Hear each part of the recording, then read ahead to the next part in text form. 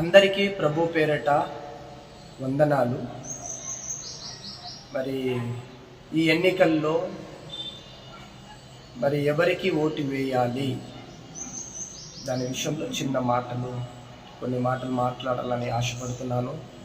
ఎందుకంటే ఓటు అనేది మీ స్వాతంత్రం.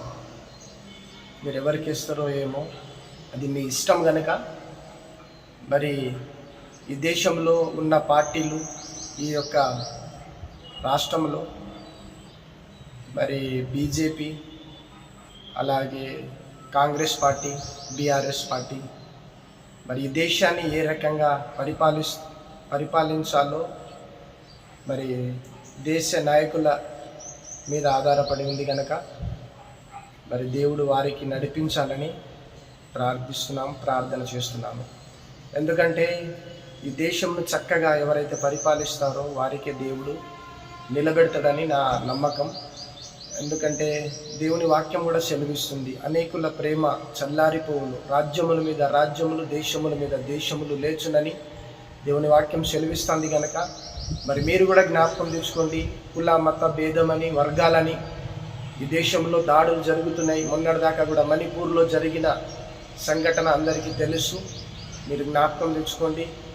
మరి ఏ నాయకులకు బుద్ధి చెప్పాలా, ఏ నాయకులకు మంచి ఓటేసి గెలిపించాలా అన్నది, ఓటు అనేది మీ చేతుల్లో ఉంది కనుక ఎవరికి సరి అయిన బుద్ధి చెప్పాలో, ఎవరికి మరి నమ్మకంగా గెలిపించి నాయకునిగా నిలబెట్టాలో మీ చేతుల్లోనే ఉంది కనుక ఓటు అనేది ఒక స్వాతంత్రం, మరి మీకున్న హక్కు గనక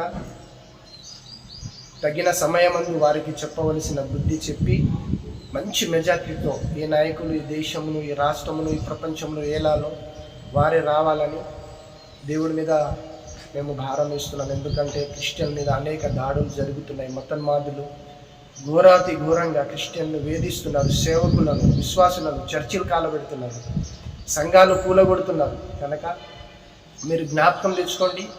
అందరూ మనం ఏకమై మన స్వతంత్రమైన ఈ భారతదేశంలో కుల మత భేదం లేకుండా, ఏ భేదం లేకుండా అందరూ గనక మనం అందరం కలిసి మెలిసి ఉండాలని ప్రార్థిస్తున్నాను, మీకు కోరుతున్నాను.